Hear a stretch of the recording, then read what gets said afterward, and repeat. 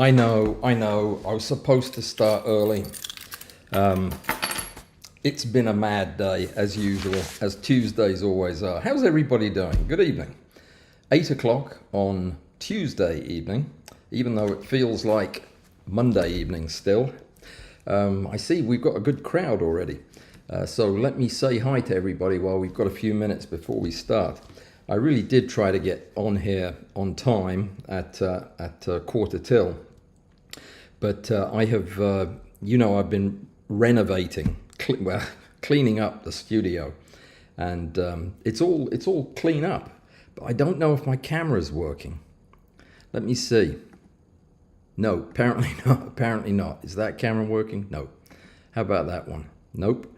Okay, so you're just going to have to take my word for it that I've been cleaning up and the place looks great. I think the phone camera is working. Let's try that. It's yeah. So there it is. The desk got refinished. Kind of. Don't look at the edges. I haven't figured out how to fix them. Yeah. And everything else is done. I'm gonna do a little DIY. Can you see the feet of that coffee table? They look like they've got big white boots on. I'm going to stop rocking the boat there. I'm going to explain how I did that in case you ever want to do it. I needed to raise up my coffee table. I made that coffee table years and years ago. And I wanted it to be high enough for me to have the microscope on and work at it, do my dissection and everything over there in the same room. I like doing it in this room. And the microscope was too low, so I needed to raise it 6 inches, but I didn't have anything to put the coffee table on. So I just chopped up some blocks of wood, which is the part that you can see down there. It's a stack of bits of 2x4 that I cut into pieces, and then I screwed them all together so that they were pretty sturdy. But the nifty thing is I took a bunch of steel rods, don't know where they came from, but steel rods, cut them in half and put them down inside a hole in each of the feet and then in each of the legs of the coffee table, and then put the table on the spikes. It won't fall over. I hope it won't fall over, but it looks pretty shocking. I'm going to have to do something to improve the looks. I don't know if you couldn't see, could you, because the other camera's not working. Don't ask me why. It was working 5 minutes ago. I'm going to show you there's an important thing over by the window that you'll want to see. That is of course the globe. And all your pins are in it. So if you want to...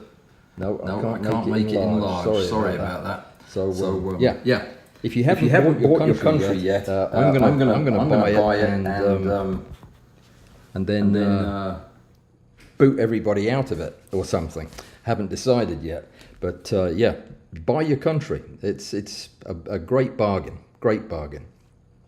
I want to thank Susan Seaford. I don't know if she's here tonight yet. I haven't had a chance to look down the list yet, but whether she is or not, she popped by yesterday or the day before to pick up her Z8 so that she could get it back to Nikon and get it fixed. Not because of anything I did, but because of the recall. And I was telling her that the last 3 weeks have been the most exciting and most fun 3 weeks I've had with a camera in a long time, because it forced me to get out several days, and that was great fun. And I needed to be reminded of what I'm missing if I stay inside working all the time. Anyway, it was a big success. The video that you're supposed to already have seen, but I haven't made it yet, is about a comparison between the 105 and the 200. But it's not really a comparison of the lenses, it's a comparison of the styles of shooting and how different they are when you're using a 30-year-old 200mm lens or a brand new 105mm computer, but it's also a lens. But the thing was, I shot the video and I didn't like the results. I mean, it wasn't the results were wrong or anything, I just didn't think that it was a good enough argument for the decision that I'd made. So I went back out the next day and shot some more, and that was even worse. So I went back out on the third day and shot again. And when all was said and done, I had more footage for this 20-minute video than you could shake a stick at. But I did get it down to 20 minutes by throwing away all the first stuff. But I think it's a good video. It'll be coming out. It should have been out this afternoon, but I got busy with some other things, and it'll be out tonight. I'm going to do it as soon as I get through here. So who's here for me to say hi to? Anaphylaxis is here. Good to see you. And I'm halfway down the list already. Walter's here. He's got 3 items. One, a while ago, I recommended 1 or 2 sources for hard to find step up, step down rings. Please remind me of the name of the vendor. It is RAF Camera. RAF as in Royal Air Force, but it's not the Royal Air Force. It's just RAF Camera. They're in Eastern Europe somewhere, and I love them. They're really, really good. And they, if they don't have the adapter you need, they'll invent it and then send it to you. RAF Camera. Would you please finish your demo on how to make a lens telecentric? I did. Didn't I? Yeah, I think I did in the live stream a couple of weeks ago. That's all you do. You figure out the position that your second lens needs to be at in relation to your first, and then you use tubes to secure it there. Then you put it on your camera and start taking pictures. That's it. That's all there is to it. Get in touch with me offline if you're still confused on that. What's the latest on the bug in flight setup? I'm skipping ahead to another question. That's a very good question. I started building the harness. So I was going to take it out in the woods and then actually chase the insects so they wouldn't have a choice but to get photographed. But it was getting heavier and heavier as I added things to it to make it more, I thought, comfortable. It's not comfortable. It's a large metal thing that is attached to your body, and it makes you front heavy.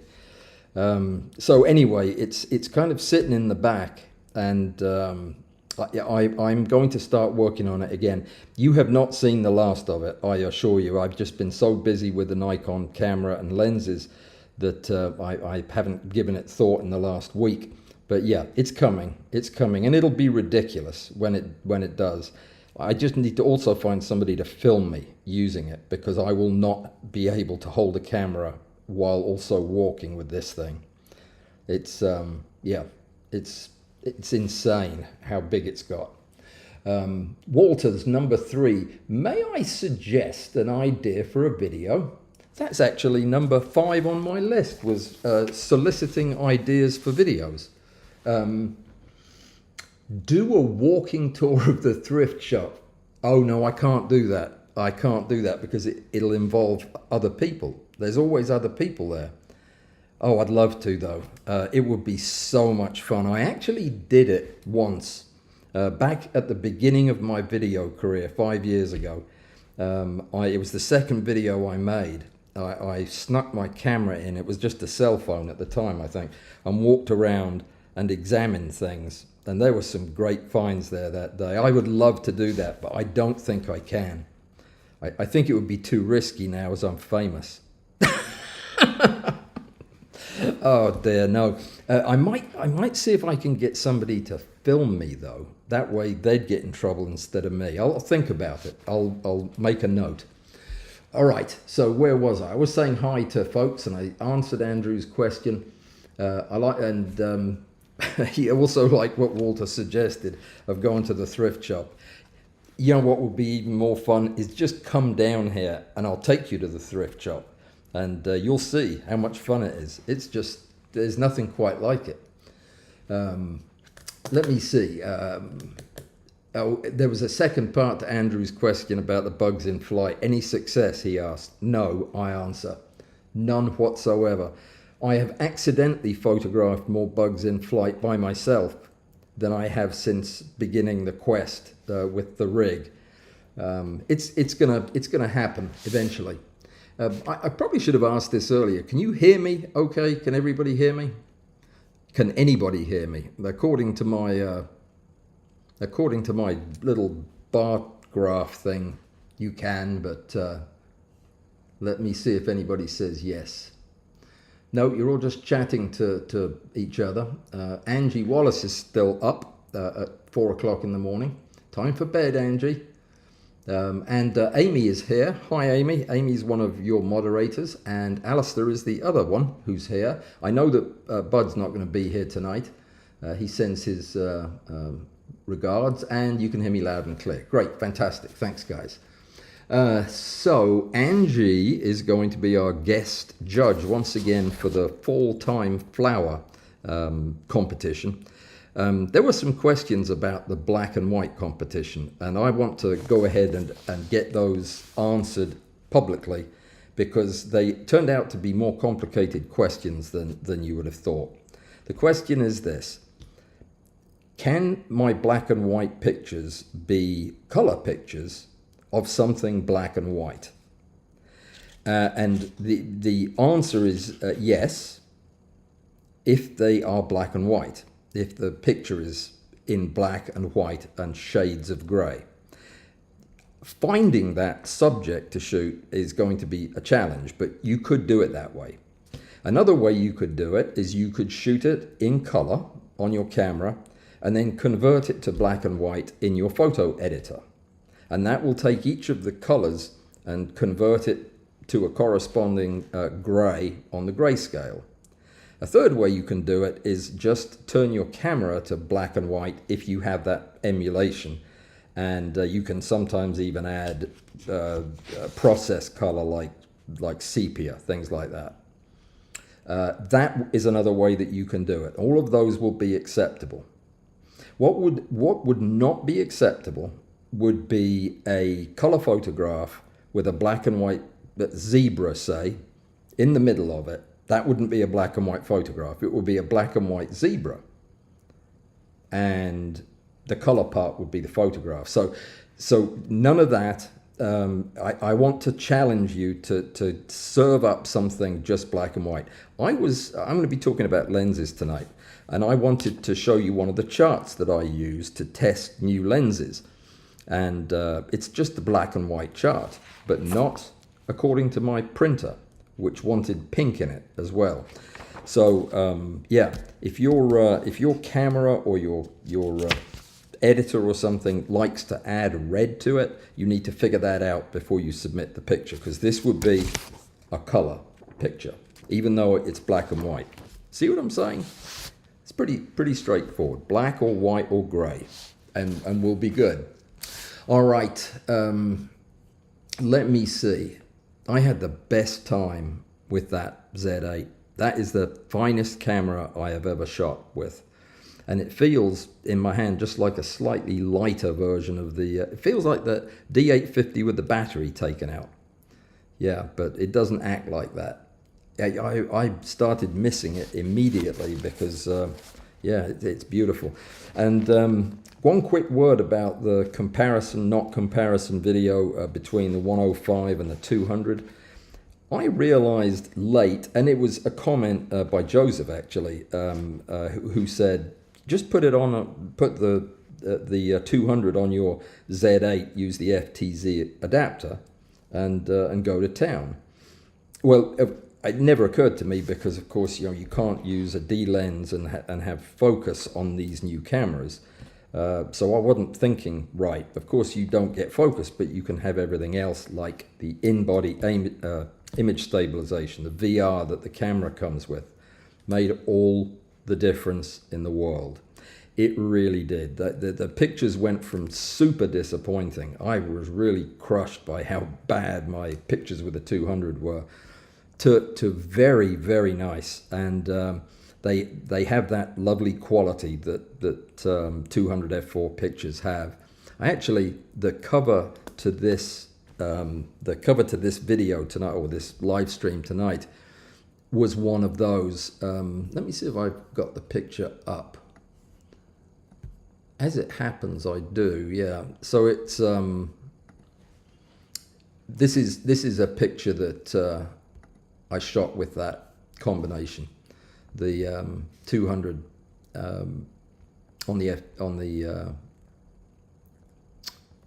yeah, that was the 200 on the Z8. Yeah, beautiful tones, and I just love it. It really was nice, and I've got lots and lots of pictures from that third day of excitement. The third day was the best day, even though I never got out of my garden. I found great stuff to photograph: toads and the cutest spider I have ever seen. You'll have to watch the video to see it, but it is my new favorite spider. So let me see. I'm going to very quickly rush through a few more hellos because I was late getting started. Mike Olson's here from Phoenix. Is it hot there? It must be hot there. And let me see. Bruce is here. It's a lovely winter morning tomorrow. That's good to know. I wonder if we're going to have a lovely winter morning here. I don't think so. It's been unbearably hot outside, 159 or something. Terrible. And Jim's here from the Evergreen State. I don't know what that is. What is an Evergreen State? That's new for me. Let me see. Robert's here from Ocala, Florida. Welcome, Robert. Glad you could make it. And just me from Transylvania, Romania. My friend is in Transylvania. Got him. That's a fruit fly that I have been stalking all day long. Finally, he just met his end. I could have set my wasp on him. Did I tell you about this? This arrived in the mail, and I thought one of you had sent it to me. And it was the best fun I had putting it together. 380 parts in this wasp. Turns out it was my dear daughter, my eldest daughter, sent it to me for Father's Day. And I didn't know it. And she did it under an assumed name, which was weird because I had no idea who it was. So anyway, yeah, but go buy one. You'll have more fun putting it together than you can shake a stick at. And then it's terrifying to look at because it looks like a giant wasp. I haven't photographed it yet, but I will. Beautiful, great, and great fun. So where were we? We were talking about the Evergreen State, wherever that is. Washington, I'm guessing. I'm not really guessing. That's where this guy lives. So I'm assuming he's at where he lives right now. Let me see. Who else is here? Oh, no, I remember what it was. I was going to say that my friend is traveling in Romania, in Transylvania, as we speak. And David is over there cruising around with a bunch of ne'er-do-wells on motorbikes, I believe. So if you see a guy named David who looks lost, tell him I said hi. And be sure to be in your room with the door locked at sunset the whole time you're in Transylvania. Seriously, I've heard it's terrible over there, the vampires and everything. Yeah, another vote for the thrift shop. Maybe I'll have to try it. A hidden camera or something. It would be fun.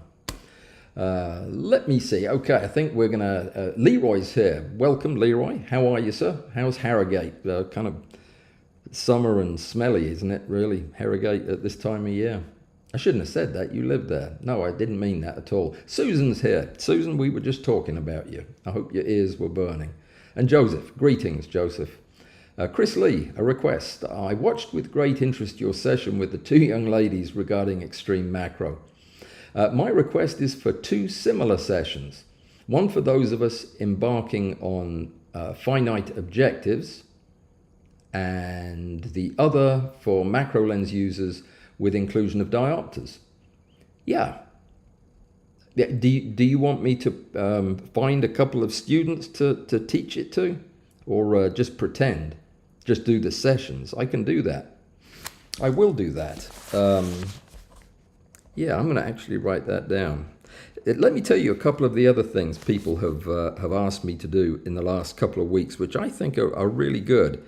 One was the stereo competition has got some people interested in actually doing some real stereo photography, you know, actually moving the camera. And somebody suggested I do a video on the setup and the execution of a real stereo shot. And I thought that would be a great how-to video. So I am going to do that.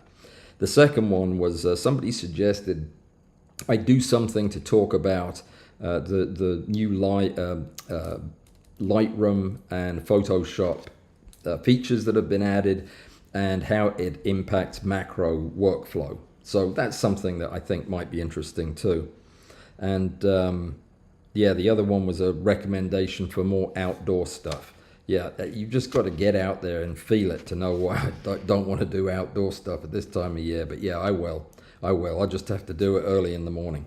So you want a beginner. Oh, a beginner with finite objectives, meaning without tube lenses, just the simple objective. All right, beginner finite objectives. And what was the other one? My memory isn't very good tonight. The other one was macro lens users with diopters. Yeah, okay. Macro lenses and diopters. Consider it done. I'll keep it to the 50 minutes the other one was, or less. But that'll well, actually I can do them both probably in half an hour. Yeah, we'll get them done soon. Thank you. I love getting ideas like this. It makes it a lot easier for me when I know what you want to watch. Have you ever had an appliance explode?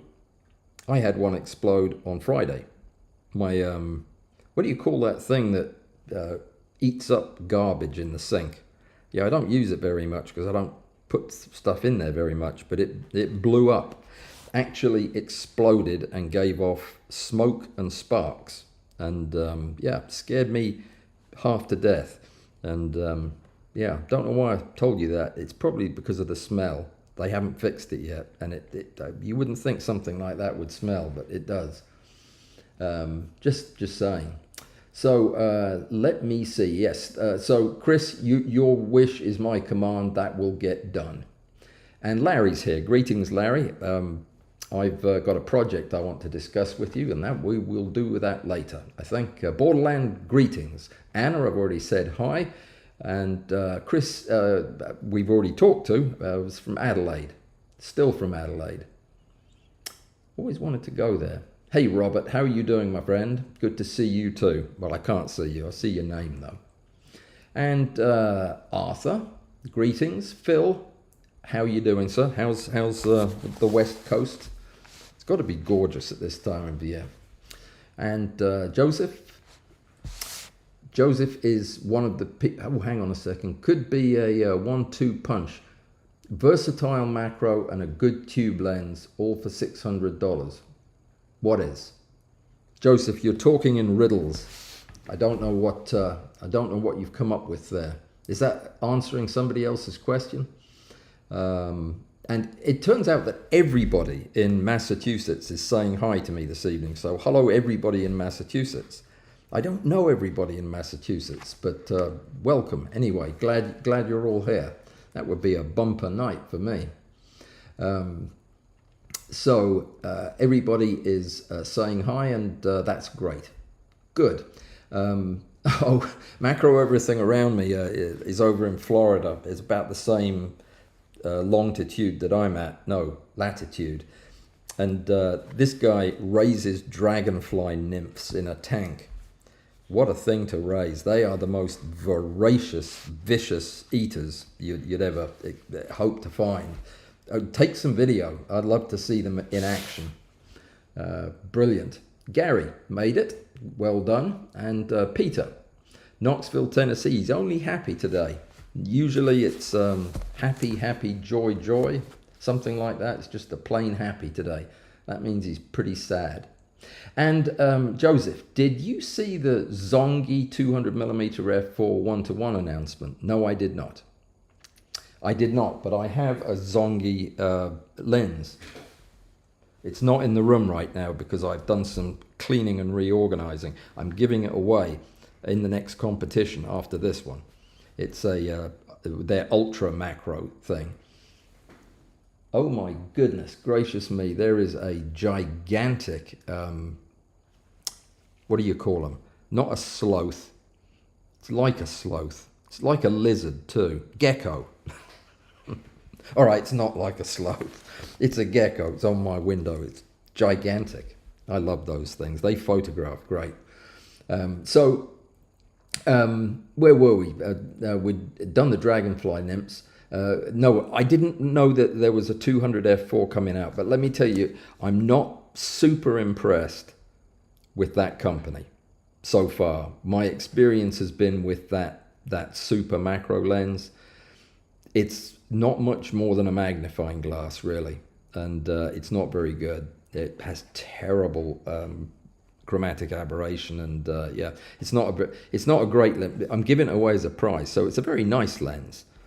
The one I had was bad, I think, but no, I will check that out. Do you know anything about it? I'd be very interested to hear.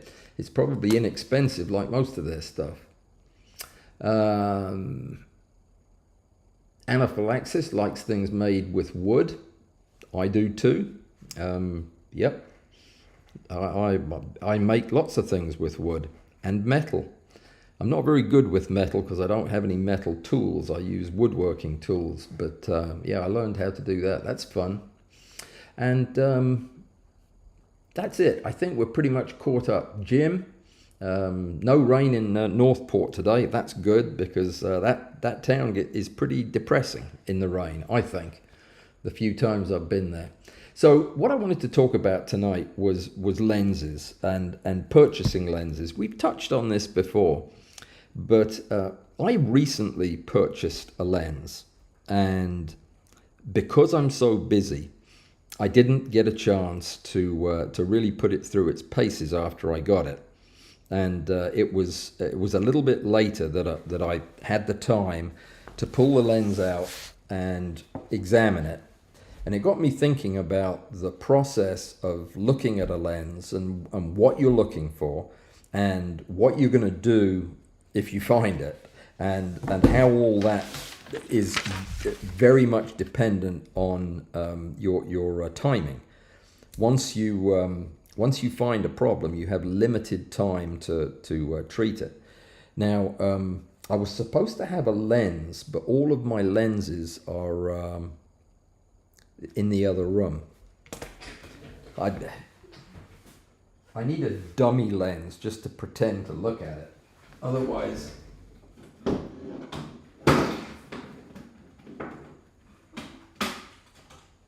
don't be alarmed. This is not well, it is a real lens, but we're going to pretend this is a camera lens. It's actually an LCD printer lens, which is, I saved this just for you because I was going to explain to you about how the light passes from here all the way around this horseshoe and getting split into 3 different primary colors.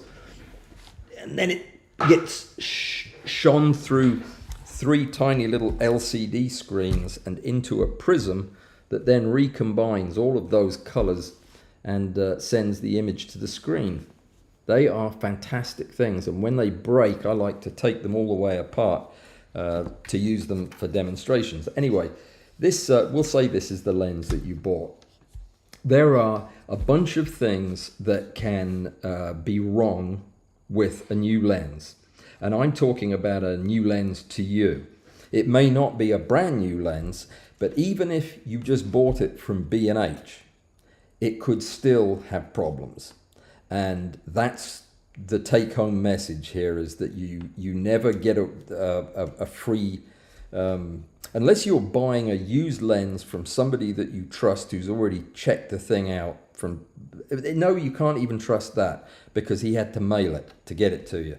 So the best bet is to assume that there could be something wrong with any lens that you buy. And if there is, that you find it right away and deal with the issue immediately, which oftentimes for a new lens doesn't involve anything but sending it back and getting a replacement. With used lenses, that can be problematic. So before you even check your lens, I wouldn't buy a lens. I certainly wouldn't buy an objective online from a used place. unless they had a clear policy allowing returns in a certain amount of time. And yeah, because you don't want to get stuck with an expensive lens that that isn't gonna work for you. Usually, simply putting the lens on the camera and looking through it will tell you 90% of what you're going to find out. If you have softness, odd-looking bokeh, or marks, persistent marks inside the bokeh, these type of things are hard to miss. Or if half of the frame is out of focus, and the other half is fine, that type of thing. But the way to examine the lens is systematically. It's to go through a process of looking at everything about the lens, and starting with its general appearance. Take a good look at the lens, the way it comes out of the box. I would even look at the packing. If it's come from Europe and it's in a box with no bubble wrap, yeah, that's important to know, and it's important to look closely for damage. Most of the time, you're going to find dings on the metal housing of the lens, or I guess these days the plastic housing. Little scuff marks, little dings, and wearing where the fingers hold the lens are all normal. As a lens gets older and gets used more, looseness of the covering of the filter of the focus ring will also be fairly normal. Those things are easy to replace, and they don't really mean anything. They just wear out over time. Much more significant and much more worrying for me is a dent in the lens, because a dent doesn't happen unless the lens has been dropped or something has been dropped on the lens, neither of which are a good sign in a used lens. Now, you can drop lenses and get away with it, but you can also drop lenses and render them useless forever. So it's very important to look for those telltale signs. A good friend of mine bought a printing Nikkor last year or the year before. A very, very gorgeous, rare lens that he used to use in his film days for processing images, and it's a real beast of a lens. Very, very sharp, very high resolution. It doesn't have a focus mechanism, but this one had been dropped, and you could see it. It had a dent, and it had a dent in one of the most common places to get one, which is right here at the top. When you get a dent up there, it can make it hard or impossible to put a filter onto the filter ring, or anything else that you might want to attach to the ring. That's like a step down ring or something like that. So that was a problem. Now, a good camera repair shop will be able to reset the thread in there, but you wouldn't want to do that with a printing Nikkor. It's a very expensive lens, and Mike chose not to do that, not to get it fixed. But certainly, if you have a lens that's got a dent in the body, you need to be thinking, what could that mean?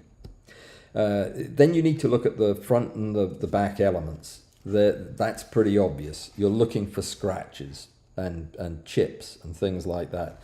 If you have a scratch in the front element, it is not necessarily a deal breaker. If you can not see any degradation in image quality, yet you can still see a scratch, yeah, then it's up to you. You might not want to have a lens with a scratch, even though you can't see a difference. One of my EL Nikkors has a scratch, because they don't go away, they stay there. And all I did was put a tiny bit of black magic marker in the scratch, and it no longer shows up. It's just the picture is completely normal.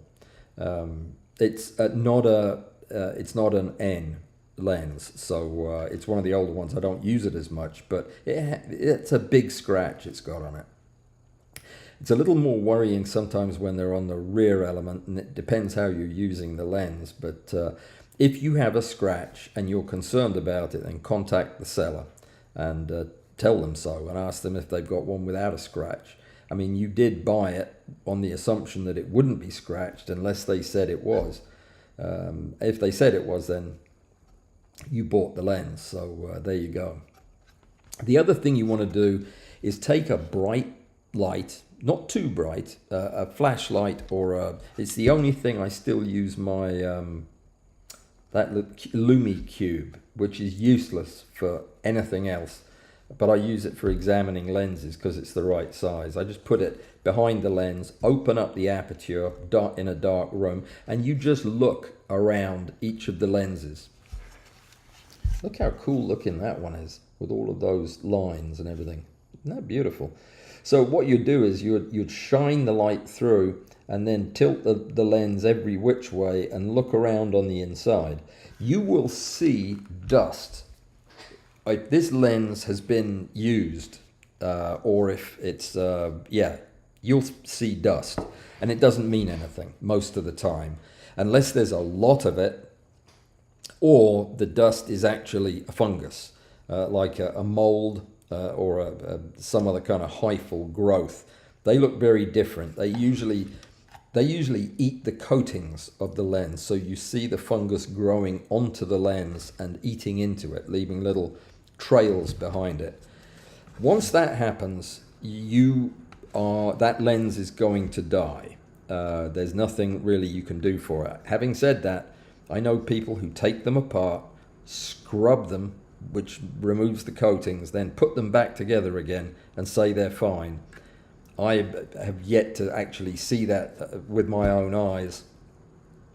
Taking lenses apart and putting them back together is something that, it's kind of like if you had the idea you'd just go ahead and take your own spleen out because you had an accident, it was bleeding, and you knew it needed to come out, but you just decided to do it yourself. I'd give you the same advice at this point. I'd say it's best that you don't remove your own spleen. Even if you could, you shouldn't do that. I've removed a lot of spleens, but I don't think I could remove my own.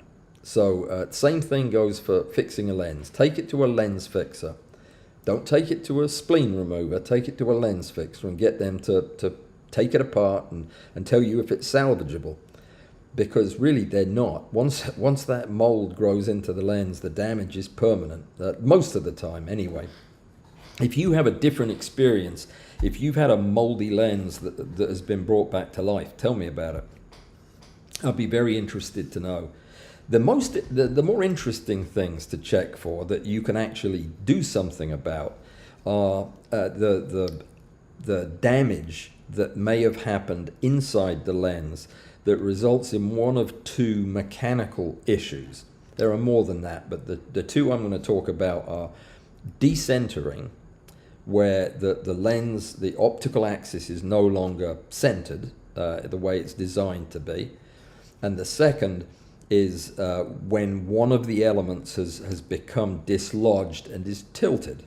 Now, if you think about it, either one of those situations is going to have somewhere between a slight and a profound impact on the image.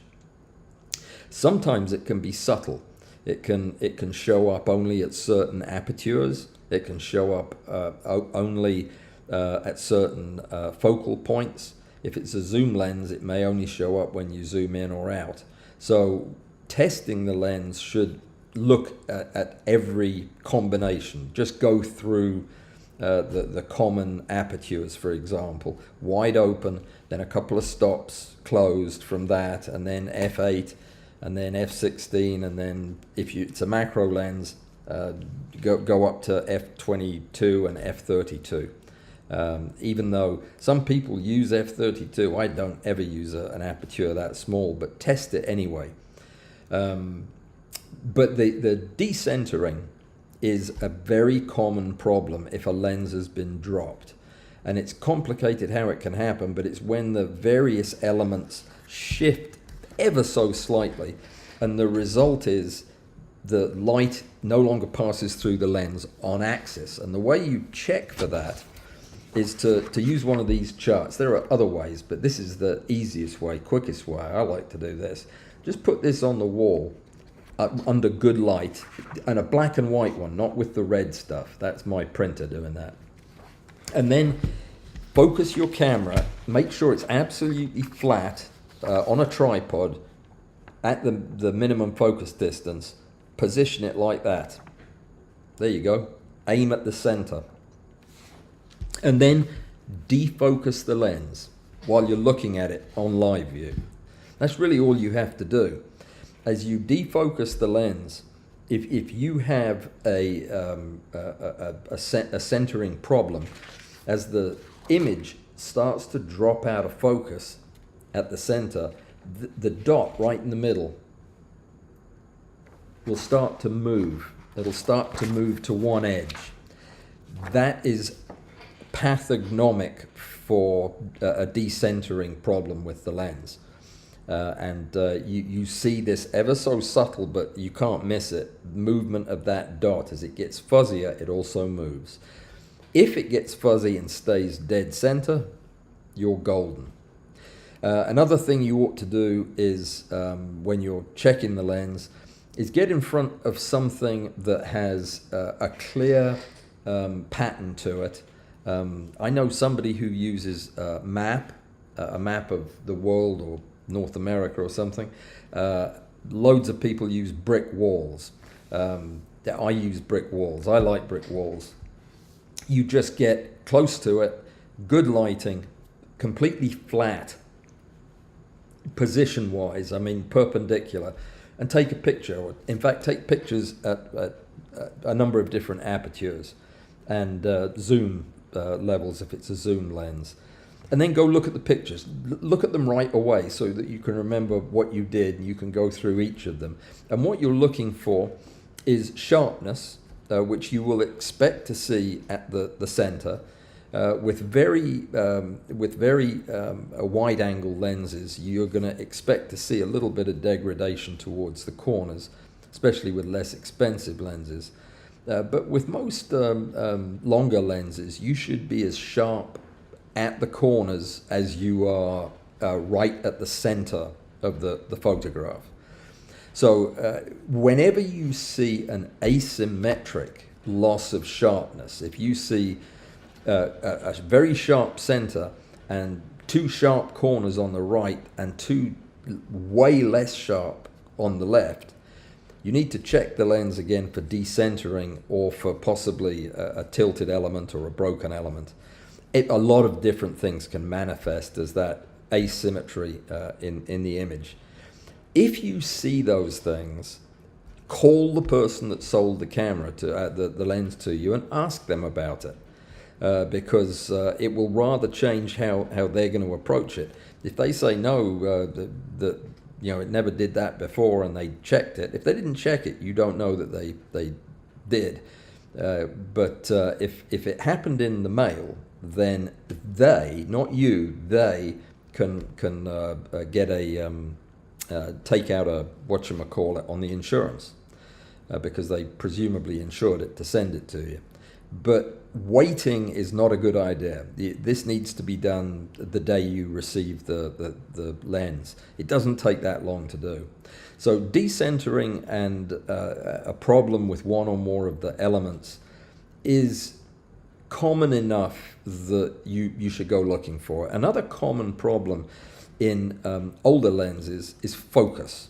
Now, there are two general groups of issues with focus. One is with manual focus and the other is with autofocus. And I don't use a lot of autofocus, but obviously I need to check and make sure that my lens is focusing correctly. With autofocus, I put the camera on a tripod. I use one of those 45-degree angle tilted cardboard targets, but you can use anything. In a pinch, I'll use a ruler, just a transparent ruler at 45 degrees, and I will focus the camera on a number, on the 5, and then I will take a photograph, under enough good light so that I can see what is sharp and what is not. What you expect to see if the autofocus is accurate is that the 5 will be the sharpest part of the image, and as you go up and the ruler goes away from you, it'll go out of focus. So by the time you get to 4, it's blurry, and same as you go in the other direction. If, however, you're convinced you were focused on 5 and the picture comes back and it's the 3 that's clear, then you know that the camera is focusing, when in this case back focusing, it's focusing further back than you're setting it. Now these days that's not a huge problem with modern cameras, because you can actually adjust, do some fine-tuning to the focus mechanism so that it actually works for your lens. The lens that I bought was a Nikon lens. It was a 50mm f1.4, and I could not correct for it. It in fact had something else wrong with it, but yeah, it wouldn't correct even with the fine-tuning. The other issue is you might not want to keep a lens that is doing that, because the problem may get worse if there is something fundamentally broken with the lens. So checking the autofocus is important. I don't like lenses that don't autofocus accurately for when I do use it, because if you have to remember for every different lens where it actually focuses as opposed to... I was afraid that the lens that I was using last week, the MC105 f2.8 from the Z Nikon, that appeared to me to be short focused.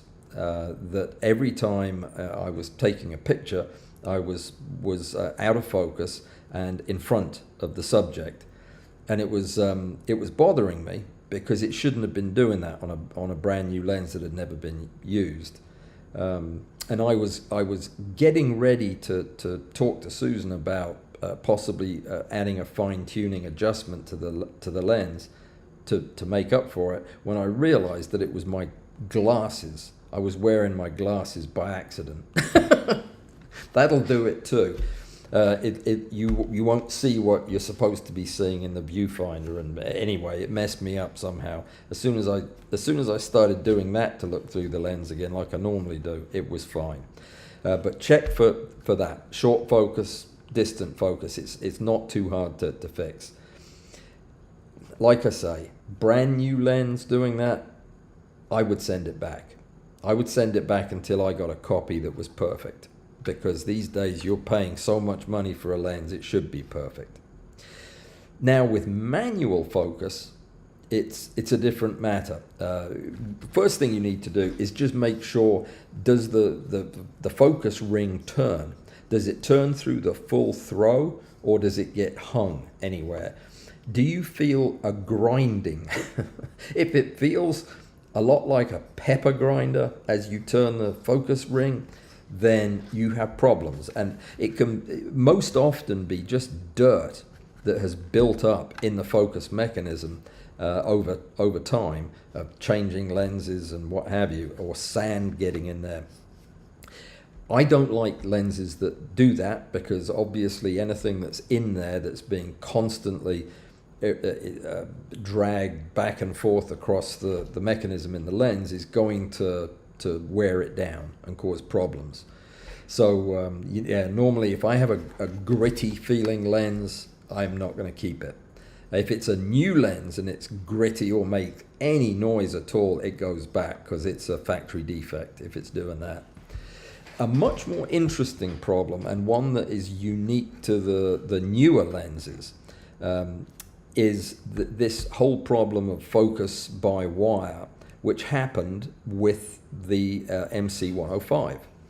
I was noticing a distinct lag when I focused. This was right after I took the lens out the first time. I noticed that when I would focus the lens manually, there would be just a brief hesitation before the focus would change. and it's very irritating because it would cause me to overshoot my focus because it was lagging behind my physical movements. It turns out that these lenses actually are operating much the same way that the flight surfaces of a fighter jet operate. The pilot puts in an input, moves the stick, in other words, and that sends a signal to the computer, and the computer moves the aileron or whatever. It's the same with these lenses. When you actually turn the focus mechanism on one of these modern lenses, you're actually just turning a rotary encoder. And that rotary encoder is registering the different positions you're moving it to, sends a signal to the processor in the camera, which then sends a signal to the two motors in the lens. They're actually stepper motors that drive the focus mechanism. So they're just sitting there. They don't know you've twisted the thing until they get the call from the camera. Say, hey, we just twisted the knob, so would you mind changing the focus? It turns out that the problem was one of not updating the firmware. They had already fixed this problem. Nikon had.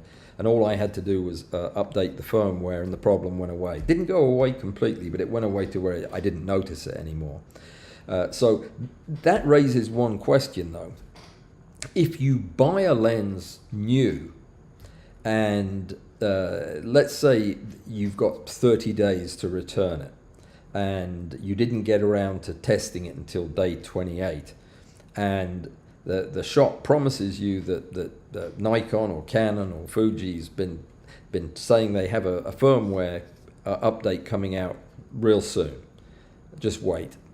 Do you wait, or do you send it back? Well, for me, it depends on who I bought it from and how much time I have. I'll wait till the last minute, but unless it's B&H, to be honest, I'm going to send it back within the 30 days, because if it turns out that the firmware doesn't fix the problem, I'm stuck with it. B&H probably would take it back anyway if you explained the situation to them, but I wouldn't want to chance it. I just send it back, get another copy. It's a new lens. Used lenses are always a gamble. You will get burned on them. I have been burned on at least half of the lenses that I bought. Have had major enough issues that I got them repaired in one case. Two cases got them repaired. One case I didn't bother because it wasn't anything but cosmetic, and a third one when I sent it back. So yeah, I haven't had great luck with it. But if you're systematic, and we haven't covered all of the things yet, you also need to check out the aperture. It'll be tempting for you if you use Nikons or almost any other lens. Hang on, here's one.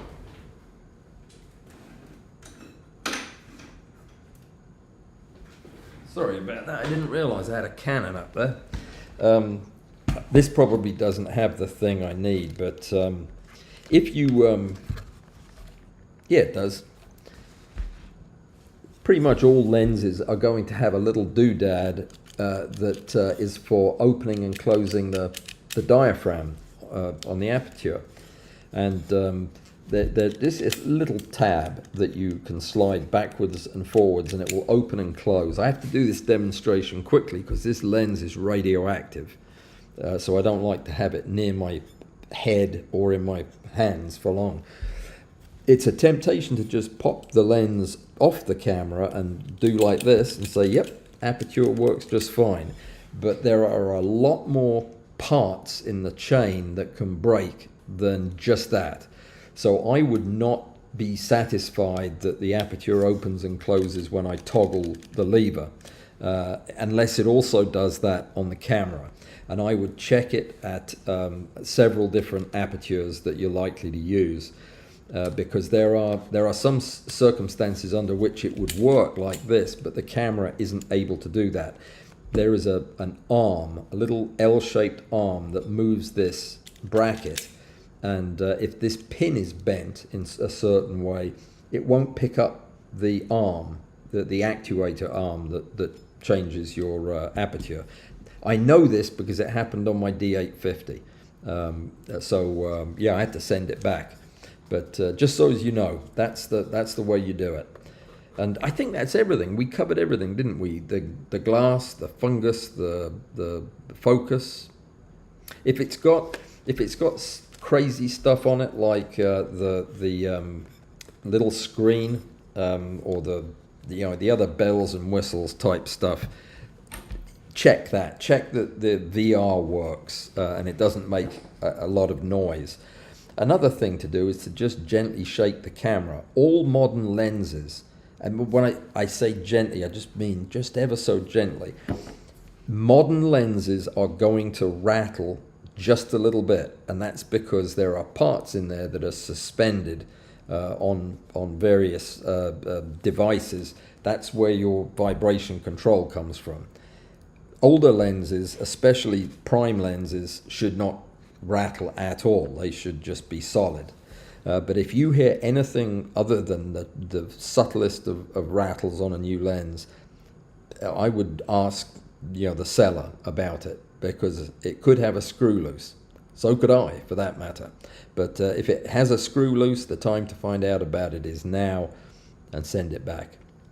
So it seems like I've given you a lot of advice, and it's all send the lens back. But that really, at the end of the day, when in doubt, it's the only protection you have. And if you haven't bought from somebody who accepts returns, then yeah, you're pretty much stuck with it. Talking about buying stuff or not buying stuff that you don't know how to use, we weren't talking about that, were we? Well, I am now. I wanted to show you guys this. This is the new addition to the studio. This is the A10 Mini that was provided for me by a viewer, by John. Thank you very much, John. John Lucas from Utah. And I'm having the hardest time figuring out exactly what to do with it. I've watched the videos, and I think the most useful thing about it is it's going to allow me to use a wireless microphone in addition to a second microphone, so that I can wander around when I'm doing this. Like I would like to wander back to the back and show you where my 3D printer is now, because it has a home now in the back, which we'll do next time. Maybe I'll do that on Thursday. But this is going to help me with that. But it turns out that in the interim, I've learned how to do everything that it does in OBS myself. So it's like that would be replacing me. But I'll still do it, because it's an easier way to do it. And it allows all the wires to come into one place. I'll just wait till I've got it set up, and then I'll show it to you. What else was I going to tell you about? Do you have any questions about how to check for lenses? Do you have any horror stories? Have you bought a lens and only discovered later it was badly broken? And what did you do about it? What lens was it? And where did you buy it from? Got a reputable dealer to recommend? Now, I probably shouldn't list the ones I don't recommend, but there are a couple that I won't buy from again. There's one of them is a very popular used lens place that I will never buy from again. Yeah, I can't say what it is, though, because that would, yeah. If you ask me, I'll tell you. So I'm going to check my messages here and see if anything interesting has happened while my head has been down. There probably has been. It's probably somebody's going to say, there's been no sound this whole time. Have you been talking? All we saw was your lips moving. Okay, so I had said hi to Peter from Knoxville, Tennessee, who was happy. Are you still happy, Peter? It's been half an hour. No, it's been almost an hour. You should be very happy by now.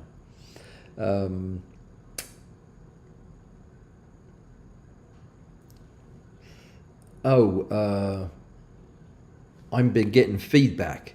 I was, or I am. I only have one microphone on. Yeah. I only have one microphone. Was it when I was using the phone? Probably, yeah. Probably had both microphones on then. Yeah, if I still have feedback, I don't know what it's coming from. Sorry about that. Seabell, how's Trinidad, my friend? Good to hear from you. And Amy, you said something the other day that surprised me. I did not realize that you had a channel. What channel is it? And we need to visit, don't we? All of us. Tell us what it is so that we can come drop in and see your live stream. I'd love to. What's it about? Fish? Could be fish. You tell us. That would be great. All right. Laura is here. Laura, how are you feeling today? Well, I hope. I'm not going to say anything else because that would be inappropriate for me to wish you well on anything that was coming up. Yeah, so I won't do that. Russ, greetings, and Paul from New England. What was wrong with the old England, by the way? I thought it was quite nice. And lots of yep fines, so the sound was good. And then big questions. Robert has an orange Allan Walls, which means I need to pay attention to it. Nope, the gecko is not a skink. Skinks are outrageously common here in the south, but they generally do not climb on windows, and I can assure you that this is a gecko. It's still on the window and I'm looking at it. It's got gecko feet and it wants to be on the globe because it's sticking itself to the glass right there. I know our skinks. We have 5-line skinks, 3-line skinks, 7-line skinks, broadheads, all of them. They're very common down here, but this is not a skink. For once, I can say that with absolute certainty that Joseph's wrong and I'm right. Okay, so there you go. Yeah, my house is covered in geckos in the summer. Real geckos. I've got photographs of them. I'll show you. All right. Somebody's asking what kind of gecko. I don't know. I'll find out before next time we talk. I can't remember. Can't remember the English name or the Latin name. Is there any advantage of an APO macro lens? Yes, a huge advantage. Anytime you have a lens that is apochromatic, it has been corrected. It has had the corrections for the way that light spreads out as it goes through these lenses, as it goes through the interfaces between the glass and the air. The result is that you get a little spreading of the light rays as they finally impinge on the sensor. And what that will do is it will split out the colors. It'll split out the reds on one side and the blues on the other so that you get red and blue fringing at high contrast interfaces. That's chromatic aberration, and it's way more complicated than that, but that's the general idea. Most lenses that you will buy, microscope objectives in particular, will be what are called achromats. They're achromatic. They have corrections built in by using lenses that are not actually spherical. They're called aspherical elements, and low dispersion glass is another one that's used for some of this flaring and ghosting. But the point is that the reds and the blues are altered back to where they fall in line with the rest of the light. Now, the reds and the blues are the obvious ones. They're the ones that cause the worst fringing. But the mid-range of wavelengths can also cause softening and other aberrations that are apparent if you look closely. And an apochromatic lens corrects for them too. And that's why an apochromat will cost a fortune compared to an achromat. In microscope objectives, it means you have to have a whole separate set of lens elements in there to correct that other group of wavelengths. So yes, if you can buy an APO lens, buy it. It's almost always going to be better. Now, cheap lenses, they often call themselves apochromatic even though they're not. And that's a buyer beware kind of situation. Okay, so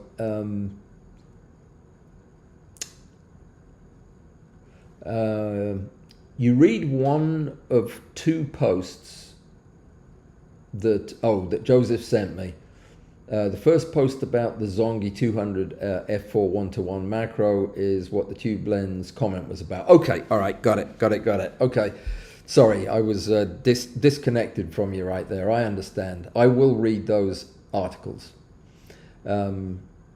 Angie, we get geckos all the time, but the only time you will find them, I'm gonna put my phone camera back on, and I'm gonna go over there and show you this gecko. I can't take a picture of it because the camera part will be on, but you'll see that it's a gecko. We have them in the summertime all over stucco houses. You can just go pick them off. They're surprisingly fast though.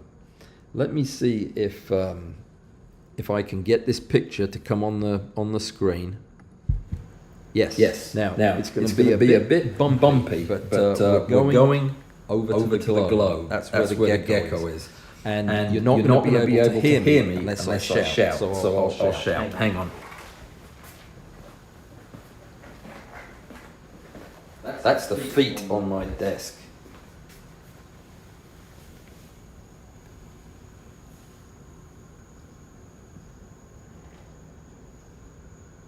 That is, let me turn the light off, he'll probably run away.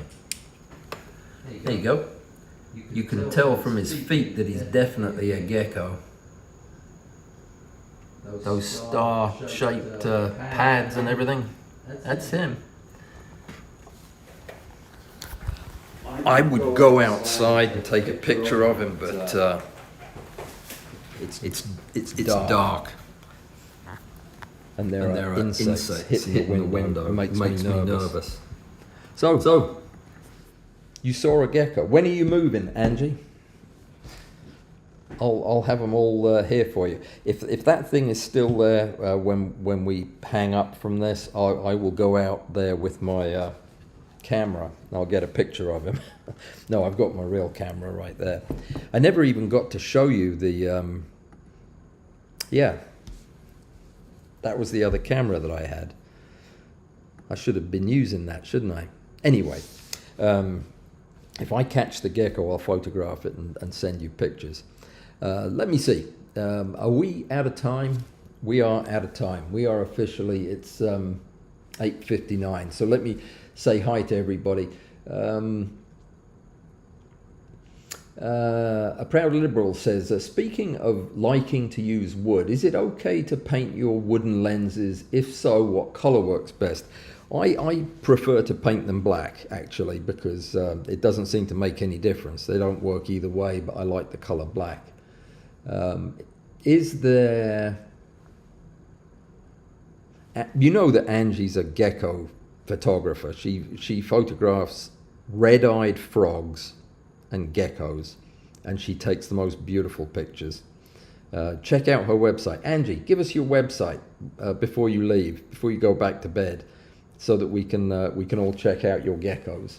I am going to cut it short, guys, because it is late, and yeah, it's late. We're done. I'll be back on Thursday with another one. The video will be out tonight on the lenses. Then I'm doing a video on Nikon flashes, which will be really a review of the R1C1, just 20 years late after its release. And there is no Pazoom this weekend. So that's where we are right now. I have a feeling I'll be adding some stuff, and I will work on these things you've asked for.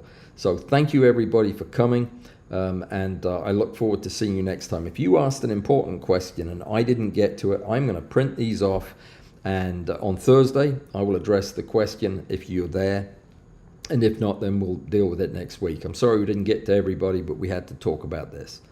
Take care, and I will see you again soon. All the best. Cheery bye.